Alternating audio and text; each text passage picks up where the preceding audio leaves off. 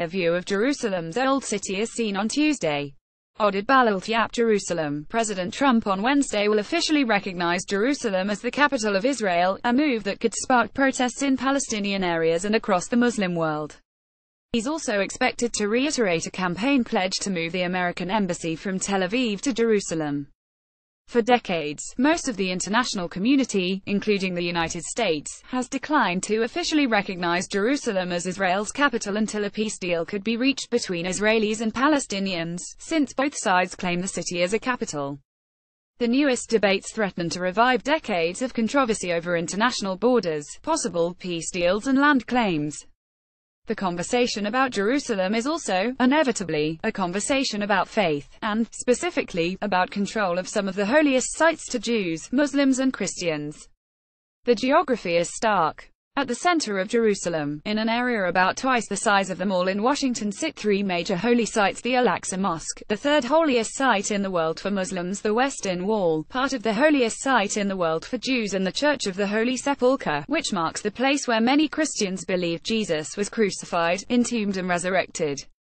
To understand what's going on in Jerusalem right now, it's essential to understand why the city feels so crucial at this moment to Muslims, Jews and many Christians. How did all of these holy sites end up in one place? It depends on whom you ask. Jerusalem is central to the geography and events of the Hebrew Bible, and the Hebrew Bible has, in various ways, exerted profound influence on Judaism, Christianity and Islam. Between 587 BC and AD 70, Jews built, and then saw destroyed, two temples in Jerusalem that were the center of their religious and communal life. Nearly 2,000 years later, Jerusalem and the Temple remain central to traditional Jewish thought and prayer. Around the world, Jews pray facing Jerusalem. Jewish rabbinical teachings hold that when the Messiah comes, the Temple will be rebuilt. Today, one of the old retaining walls of the Temple, called the Western Wall, is a principal worship site for Jews. For Christians, Jerusalem is also the place where Jesus preached, died and was resurrected. Many also see the city as central to an imminent second coming of Jesus. Jerusalem is now a major pilgrimage site for Christians from around the world. For Muslims, Jerusalem is a site of key events in the life of Jesus and other important figures. It's also the spot where, according to traditional interpretations of the Quran and other texts, the Prophet Muhammad ascended to heaven. Muhammad was carried from Mecca to Jerusalem, and then from Jerusalem into the heavens, where he conversed with prophets before returning to earth. For more than 1,300 years, there have been Muslim shrines in Jerusalem. Who actually controls the holy sites? It's complicated. Between 1948, when Israel became a state, and 1967, control of Jerusalem was split, with Israel controlling West Jerusalem and Jordan controlling East Jerusalem, including the Old City major holy sites. In 1967, after a war with Jordan, Egypt, Syria and other Arab states, Israel captured the eastern half of Jerusalem and annexed it, razing the buildings in front of the Western Wall and creating a plaza to accommodate tourists and worshippers. The international community does not recognize Israel's jurisdiction over this territory, and much of the Old City's population is Palestinian. The entire Old City, including its Muslim holy sites, is now within the broader area where Israel exercises final control.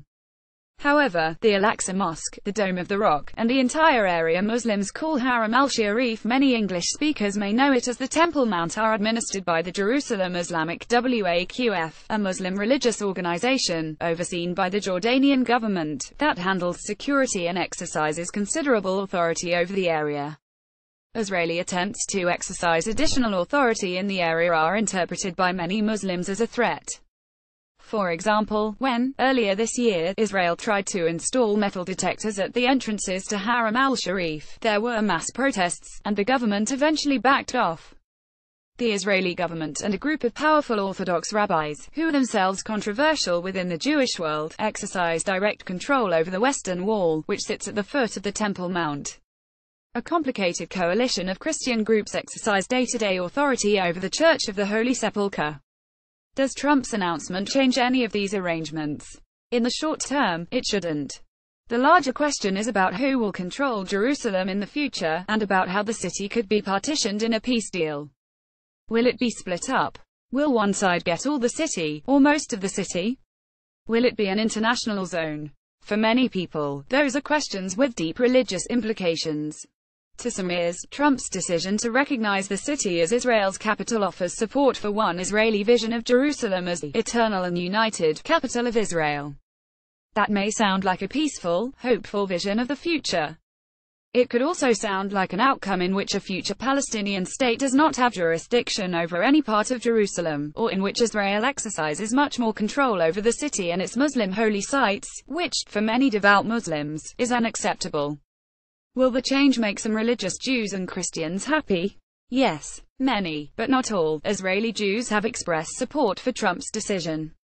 So have many evangelicals, the religious group in the United States that is most likely to be supportive of Israel.